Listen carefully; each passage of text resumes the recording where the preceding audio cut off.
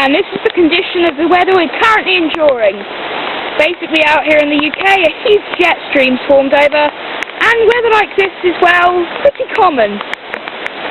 Let's just say the old Civic here hasn't taken it too well. I hope my parents are okay with that, because I think it's going to become an aquarium if the windows were open much longer.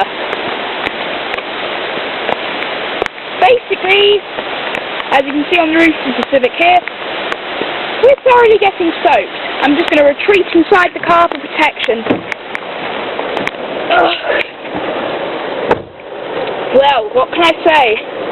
I'm thoroughly dripping wet.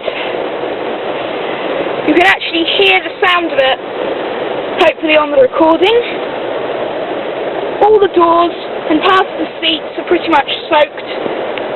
I've had to leave the key installed just so I could actually close the windows because my parents had it. I had to run out of the car, run across the road out there, which let's just say doesn't look too appetizing, and grab hold of it. Well, this is RCT3 Crashes 100, and I'm going to have to end this recording while I dry this.